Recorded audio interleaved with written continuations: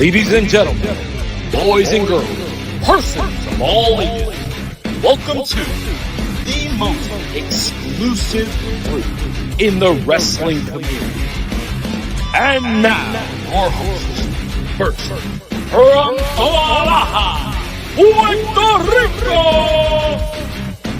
Macho Rodriguez,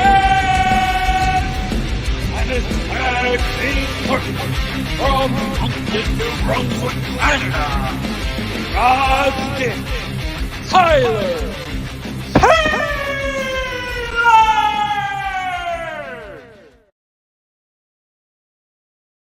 Mi gente, ¿cómo estamos hoy? So today I wanted to come on here and I wanted to talk about Tony Khan and his meltdown that has happened over the past 48 hours since Super Tuesday. Guys, what is going on? I'm not going to go into every single tweet that he sent. I'm not going to go into every diatribe that he went through. And I'm not going to sit here and I'm not going to completely trash him. But I'm seriously concerned whether this man has realized what he's become. He's become a caricature. That is absolutely correct. He has slowly but surely turned into this guy that we look towards for content. It is very reminiscent of when the president decided to take to social media to address issues. Now, I don't know if professional wrestling has had a fixture like that in a very long time. It also reminds me of the Iron Sheik, how he would go on Twitter and he would just trash everyone, you know, and call everybody Bubba at the end. And it was all for fun and games, guys. But the one thing that always sticks out to me is that that was just the Iron Sheik playing a character. He was playing a role. Unfortunately, I don't believe that Tony Khan is playing this. Now, I could be getting worked. Just like our sister network says on Working the Marks, I could be getting worked. I'm a mark right now. But something tells me it's more than this, guys. Something tells me that Tony Khan is legitimately angry and he feels like NXT would not have done the show they had done had John Cena, The Undertaker, Paul Heyman not been a part of the show. Obviously, there were other things in play, like Cody Rhodes announcing the Dusty Classic. Well, who better to announce the Dusty Classic than the Sun? So I appreciated the fact that Cody Rhodes was the guy who did that announcing. And I don't think he really laid too much else for the rest of the show. The LA Knight special guest referee, that was a little surprising. Dom versus Ilya Dragunov, that was a little surprising. But the show itself was phenomenal. And when I break it down, because I feel like I have to now, NXT was just a better show. I apologize for that. I should have what a rookie mistake. I should have put my phone on silent. But there you go. At least you know I listen to music. Anyway, so as I move on into what's happening, I realize that there's not just his meltdowns at the moment. There's also his unnecessary response to people calling him out over the anti-Semitic joke that Juice Robinson used on Dynamite. Now, as I told you on the Car Pod, the audio-only podcast, please go listen to it on Spotify and Apple Music. As I told you on that podcast,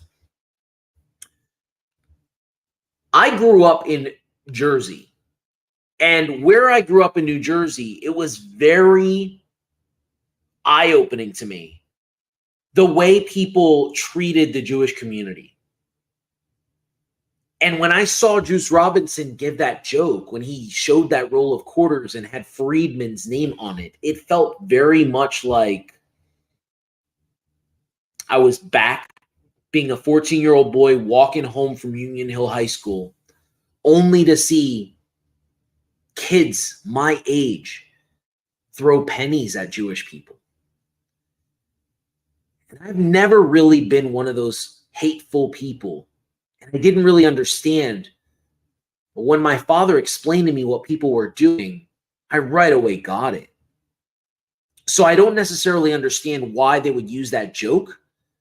Obviously, I think that Max being a devout Jewish man, that he possibly okayed the joke. He possibly even came up with the joke. We know that Max is all about shock and awe.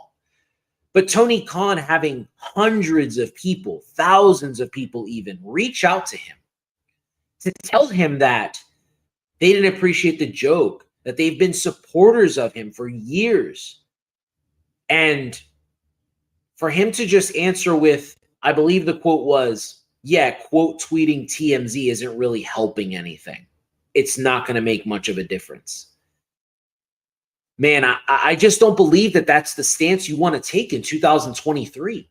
Now, I know bringing up the year to a lot of you possibly feels like, that's dumb and it's woke. And I'm not trying to be that for you. And I will have no political talk on my podcast.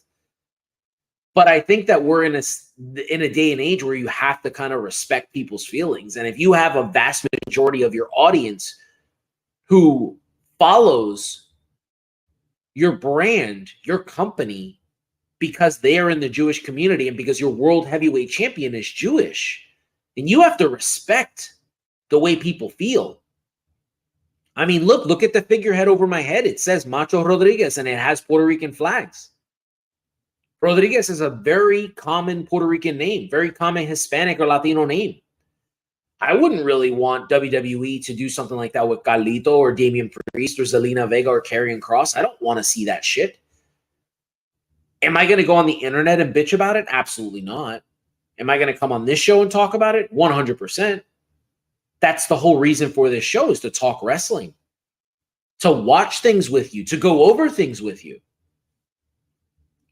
I think we're in this day and age where Tony Khan has reverted back to the WCW era of when Eric Bischoff realized he was losing the war and he needed to point out all of the negative things that were on Monday Night Raw. Don't go over there because over on the other show, Shawn Michaels hit this big dude with a super kick that wouldn't knock out your grandma. I mean, referring to a Shawn Michaels versus Psycho Sid match on Monday Night Raw. And we obviously all know the infamous, you don't even need to change the channel because Mick Foley has become the world champion on the other brand.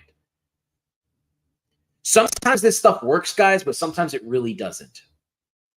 And when I'm watching Tony Khan shout out people like Vince McMahon and point out about him shooting and having more opportunities to shoot, referring to like steroids, when I see him quote tweeting bald bastards, referring to Shawn Michaels and Triple H, I'm just saying to myself, what is the necessity for this? What is the reason? Because, my guy, you've won already. Everybody loves your company. You have a very niche audience. We love watching your product. We tune in. I, for one, tune in for Saraya, for Max, for Bullet Club Gold, for Malachi, for Bryan Danielson, for Swerve, for Hangman Adam Page, for Kenny Omega. I love so many wrestlers that are in that company. Of course I'm going to go over and watch. And now the added element of Adam Copeland is just all the more reason to watch. And there are a lot of people like myself that really enjoy the AEW product, that enjoy your pay-per-views. So you didn't beat NXT one night. So take it on the chin, Papa, and come back to fight another day. In a couple of months, you're going head-to-head with SmackDown. That was confirmed today. How are you going to react there? Because do you think you're going to hit 2.3 million viewers that SmackDown typically gets? Because now Roman Reigns is back. Like, he's back tonight. You know Roman Reigns is going to carry them into 2.7 to close to 3 million. Well, that's all I really want to say about that. But I also wanted to preview Friday Night SmackDown. So tonight it has been confirmed by Pro Wrestling Insider that the trade will take place. We will finally find out who SmackDown got as the superstar in return for the main event Jey Uso trade. Now, there's a lot of speculation. A lot of people think it's Cody Rhodes. A lot of people think it's Randy Orton. There's been a report today that mentioned that it could be Kevin Owens. Absolutely. If it's KO, I love it. Put KO back on a brand with Roman Reigns. Those two put on 5-star level matches. Not to sit here and give credit to the star rating, but you know what I mean. Their matches are classics. It could be Sami Zayn. Is he possibly rejoining the bloodline? Is this a way? I like this because it gets KO and Sami away from each other without a betrayal needing to happen. KO gets traded, Sami gets traded, and it's that simple. It's just that simple. I love the idea of Roman Reigns coming back and LA Knight coming out to confront him tonight. What a great moment that would be. The downloads they're going to get here on YouTube. The replays they're going to get on DVRs. The amount of TikTok people that are going to, or content creators that are going to record that screen and they're going to play it on their own personal pages. I look forward to that. But there is a little bit of breaking news. We don't know. It hasn't been confirmed yet. But there's a massive rumor that Nick Aldis from the Impact Zone, from NWA, is debuting tonight on Friday Night SmackDown. Now, what do you guys think of this? Because the first thing that came to mind for me wasn't even Nick Aldis. As you know from following this page, as you know from following me on TikTok, I am a massive advocate for women's wrestling. I'm a big fan. I might possibly be one of the bigger women's wrestling fans on the planet. So excuse me, forgive me if I'm not excited about Nick Aldis coming over to Friday Night SmackDown, and the first thought that came to my head was Mickie James. Bring Mickie James back. Because I'm looking at Mickie James being able to work all of these women. Bianca Belair, Jade Cargill. That's the perfect person right there, Jade Cargill. If you go back to NXT when Asuka was doing her run, obviously she came back. She was already Kana, so she was already made, but she hadn't really transitioned into the WWE style. One of the first major matches they had her work in NXT was Mickie James. And what a phenomenal match that was. They stole the show. So when I look at someone like Mickie James quite possibly being able to come in and then giving all of her experience to Jade Cargill, being able to carry her under her wing, I look at what a great time that is for women's wrestling. Now, we don't know because when Mickie James left the company, she left and it was atrocious. The way she was treated was horrendous. She did not deserve that treatment. But let's be honest, guys. Nothing in wrestling is ever forever. So I'll close with this. There have been reports everywhere talking about how CM Punk was turned down by WWE. I call bullshit. I need to see it for myself. If I don't hear Cult of Personality at Survivor Series, I may start to believe it. If CM Punk's not working night 1 or night 2 of WrestleMania, then I'll believe it. But until I hear it from CM Punk himself that he's not coming to the WWE, I'm expecting him to show up any day now, any month now. Guys, nothing in wrestling is forever. Nothing at all. We need to understand that this day and age, the way professional wrestling is gone, it is all about shock and awe. So let's appreciate that. Let's get excited. Because that's what we're missing in professional wrestling is genuine excitement and not hateful people just jumping on Twitter or X. I should really start to call it X. Coño. Just genuinely like hateful people jumping on X and Facebook and Instagram and TikTok, just completely berating professional wrestling or berating one brand over the other brand because ratings weren't met to their liking. I'm going to continue to hark on this. You can rock with me if you don't, if you want to, or you don't have to. But guys, let's be honest.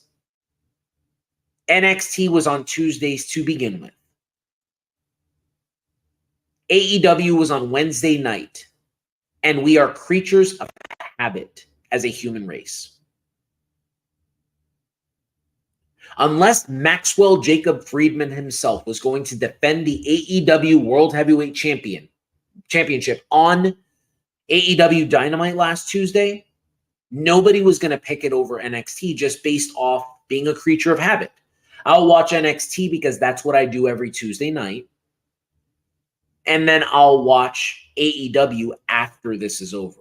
And that's all I feel happened. I don't actually believe that one brand beat the other brand. Do I believe NXT had a better produced show? Sure. Do I believe the wrestling on AEW is better? Sure. But I tend to look at this as, guys, it's very simple. You moved nights. There are people that are massive wrestling fans that just chose to watch NXT first.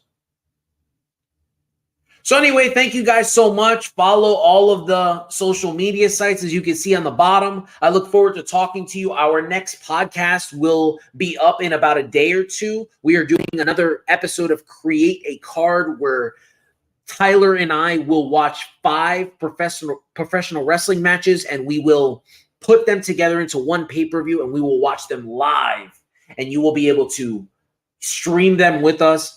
To just give you a quick little rundown of how I do it is we watch them either on YouTube or Peacock.